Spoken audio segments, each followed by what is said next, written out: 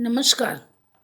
आज हम पढ़ने जा रहे हैं महात्मा गांधी के लघु प्रश्नों के उत्तर।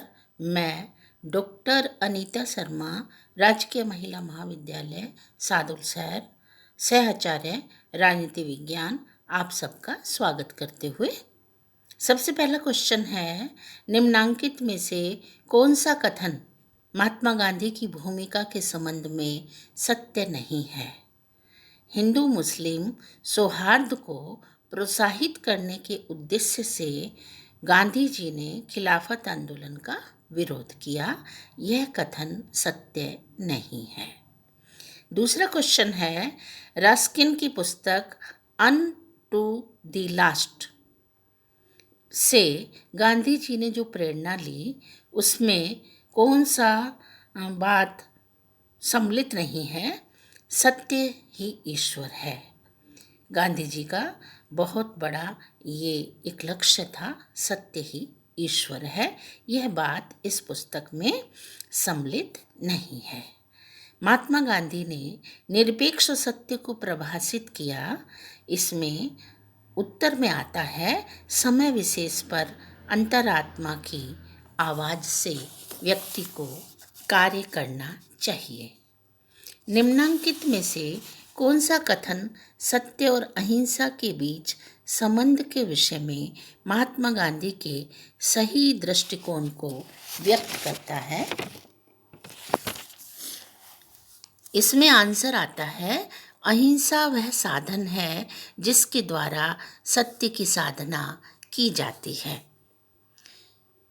निम्न में से कौन सा कथन महात्मा गांधी द्वारा परिभाषित अहिंसा की श्रेणी से संबंध नहीं रखता? तो वो है कायरों की अहिंसा। गांधी जी के अनुसार सत्याग्रह है अहिंसक पद्धति से सत्य के लिए आग्रह करना, निवेदन करना।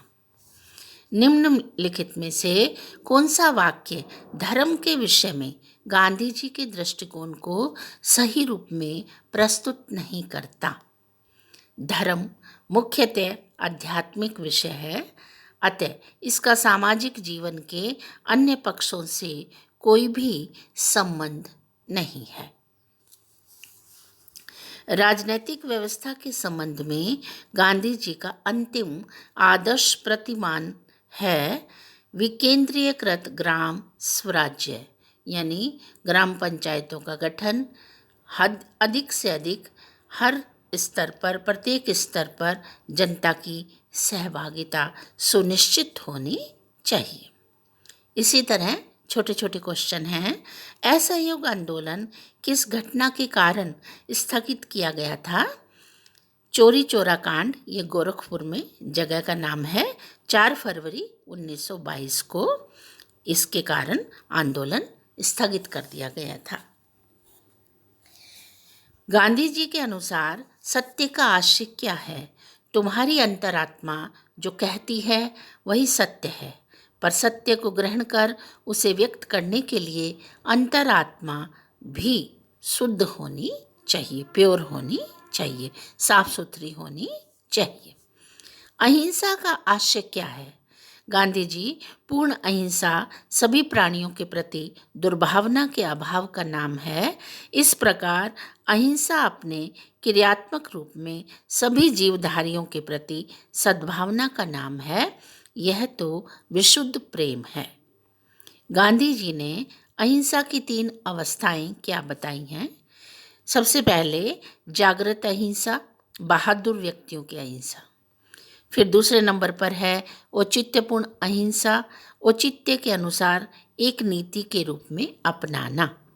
फिर तीसरे नंबर पर है भीरुओं की अहिंसा, वस्तुतः इसकी तुलना में हिंसा ही श्रेष्ठ है। सत्याग्रह का आशय क्या है? अपने विरोधियों को दुखी बनाने की बजाय स्वयं अपने पर दुख डालकर सत्य की विजय प्राप्त करना ही सत्याग्रह है। निष्क्रिय प्रतिरोध और सत्याग्रह में क्या अंतर है? निष्क्रिय प्रतिरोध में अहिंसा को निर्बलता के कारण नीति के रूप में अपनाया जाता है। सत्याग्रह में अहिंसा के सिद्धांत को नीति के रूप में नहीं वरन आदर्श के रूप में अपनाया जाता है। सत्याग्रह के विभिन्न रूप बतलाइए। असहयोग आंदोलन, सविनय अवज्ञा आंदोलन, हिजरत या प्रवचन, अनशन और हड़ताल, स्ट्राइक। राज्य के प्रभाव और शक्ति को कम करने के लिए गांधी जी ने क्या सुझाव दिए? गांधी जी के इस प्रसंग में सुझाव हैं: सत्ता का विकेंद्रीयकरण होना चाहिए, राज्य का कार्यक्षेत्र न्यूनतम होना चाहिए, राज्य के प्रभुत्व के सिद्धांत का खंडन होना चाहिए। ट्रस्टीशिप के सिद्धांत से आप क्या समझते हैं? गांधी जी का कहना था, धनिकों को चाहिए कि वे अपने धन को अपना न समझकर समाज की धरोहर समझें और उसमें से अपने ऊपर जीवन निर्वाह मात्र के लिए खर्च करते हुए शेष धन समाज के हित कार्यों में लगा दिया जाना चाहिए। फिर है, गांधी जी के सामाजिक विचारों की प्रमुख बातें लिखिए। वर्ण व्यवस्था, अस्पृश्यता का अंत यानी छुआछूत का अंत और बुनियादी शिक्षा। गांधी जी की देन बताइए। सार्वजनिक जीवन में सत्य और अहिंसा को अपनाना, राजनीति को नैतिकता के उच्च स्तर तक पहुंचाना, व्यक्ति के महत्व तथा मानवीय शक्तियों में भरोसा जागृत करना, राजनैतिक स्वाधीनता के साथ सामाजिक व आर्थिक स्वाधीनता का प्रतिपादन करना। इस तरह से हमने आज छोटे क्वेश्चनों के प्रति उत्तर दिए कि महात्मा गांधी के जीवन दर्शन में किन किन बातों को महत्वपूर्ण स्थान दिया गया।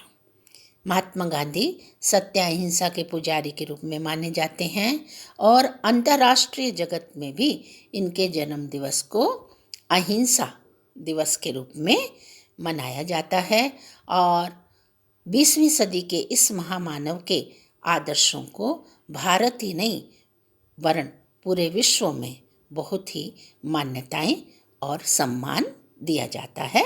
आज हमारा क्वेश्चन यहीं समाप्त होता है। नमस्कार।